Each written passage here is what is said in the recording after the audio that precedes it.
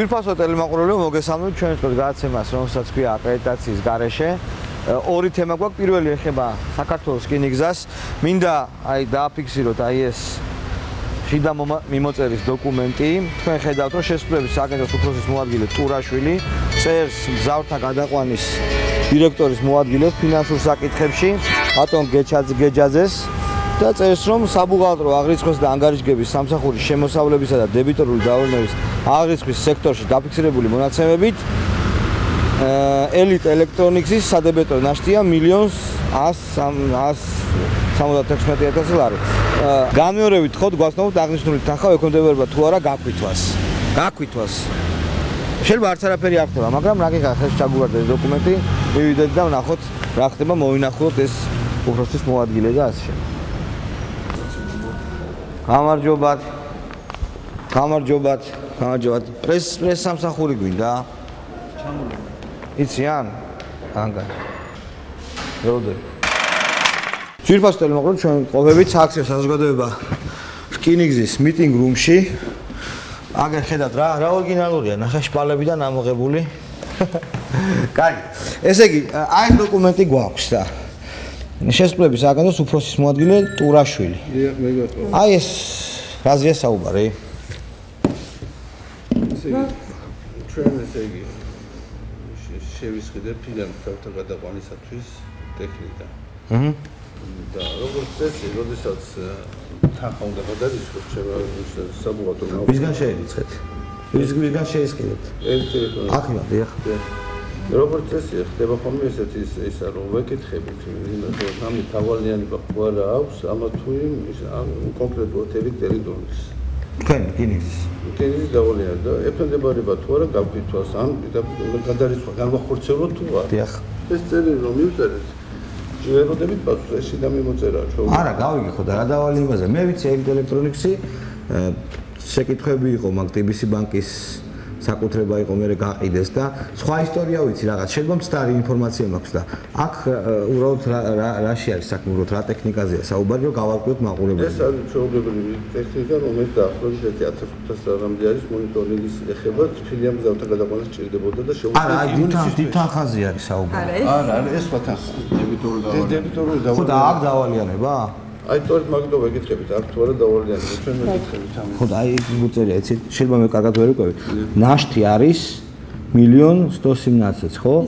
და აქ საიდან 1,117,000? ეს ციფრი საიდან გაჩნდა? იცით რა არის უკაცრავად? თქვენ მზადებით? მე შეწყობის აგენტოს უფროსი თამარ გურკენიძე. თქვენ მზადებით. მოგახსენებთ, რომ ეს ამ კითხვაში, ამ წერილის კითხვა არსის ფარამეში, აქ დებიტორო დავალიანების არსი არ არის.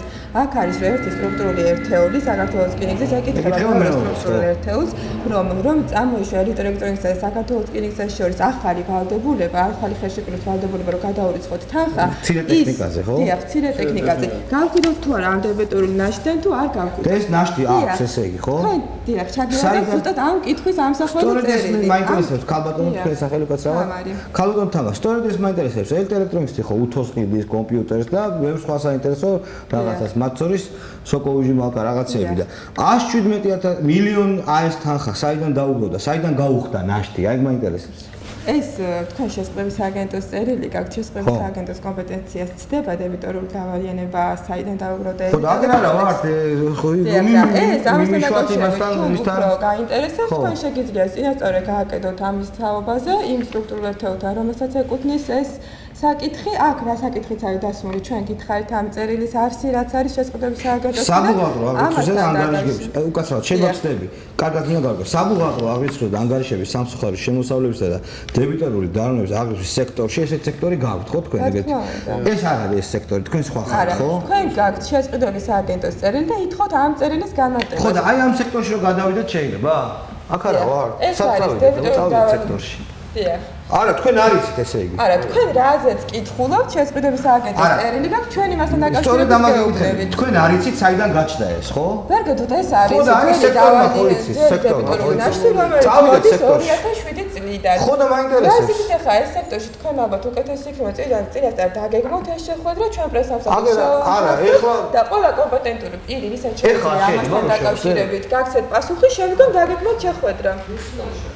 სექტორს. ისე არის ესეთ სექტორი, ახლა ეს არის სექტორი და რაღაც სტრუქტურული ერთეული, რომელიც უბრალოდ აკეთებს აღრიცხვას.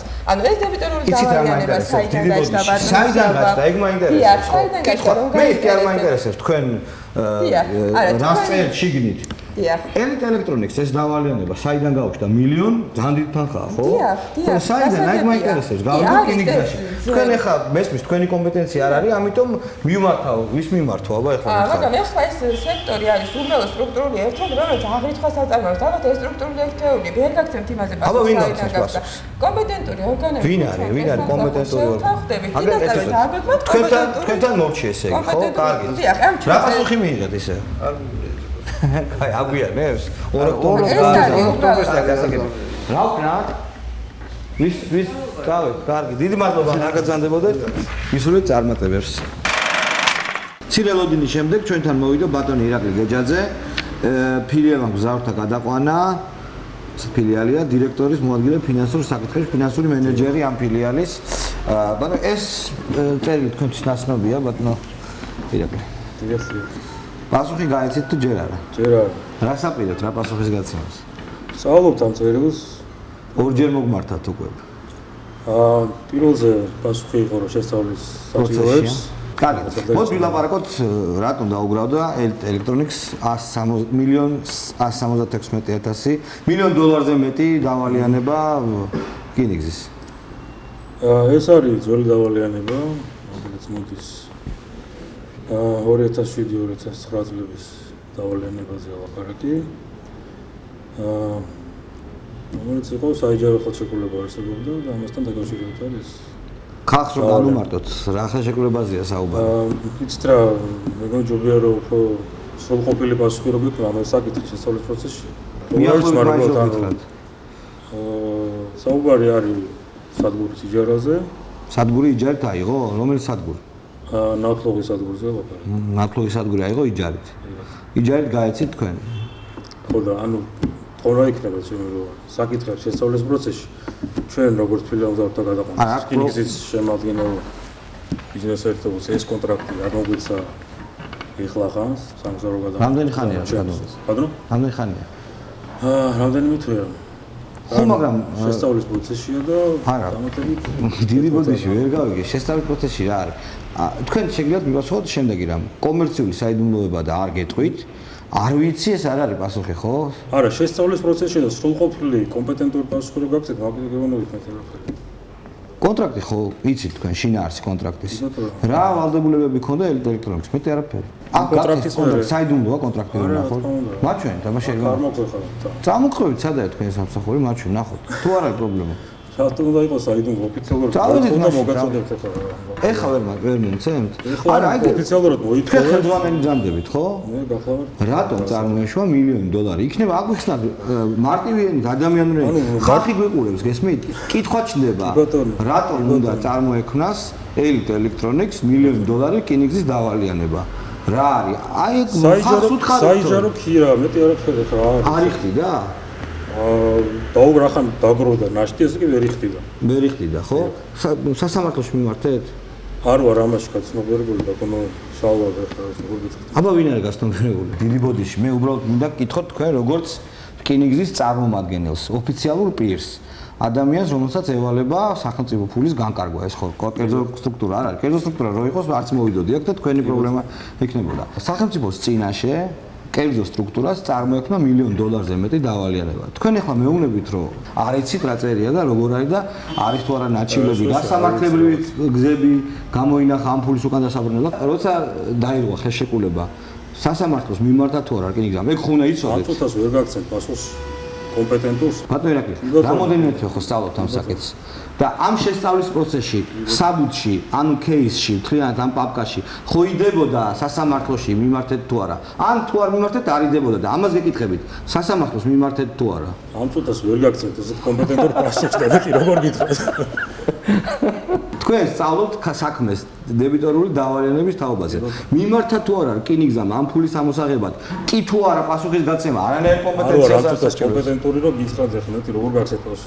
და რას აპირებთ? ანუ ეს დავალიანება რო არის და რას უპირებთ? როგორ უპირებთ ამ გაკვითვას აპირებთ? ესე შევთავაზეთ რა, რახან ახლა ინტერესი გამოიწვია ამაზე მომზადება სრულყოფილი ყოვლის მომცველი პასუხი მე მაგაზე ინტერესი მაშინ თქვენ რახან არანაირი მე წინასწარ შევიდა გითხრათ რომ არანაირი რაღაც ისეთი არა ფაქტი არ ყოფილა რაც მე ვერ ვიტყოდი რომ თქვენი პასუხები არ მაძლევს ამის უფლებას და მაყურებელსაც არ აძლევს იმის უფლებას რომ და ამიტომ მაშინ თქვენ დაელოდეთ ოფიციალურ პასუხს მე როდის იქნება მე როცა იქნება ბაშო როდის ამ წუთას როგორ გითხრათ ახლა როდის ერთ კვირაში იქნება დღეიდან ერთ კვირაში 10 დღეში ამ წუთას ვერ გეტყვი ერთ თვეში ხო იქნება ერთ თვე ხო საკმარისია იმისთვის რომ კომპეტენტური პასუხი მოამზადოთ ბატონო შალვა არა ხასაგები არა ეგ ხალია მე ვიცი უბრალოდ რაც მოხდა ეგ მოხდა ის რომ მაშინ მე გეტყვით რა მოხდა რახან თქვენ არ იცით მე ესე შევთანხმდეთ რა რომ ნაპრობის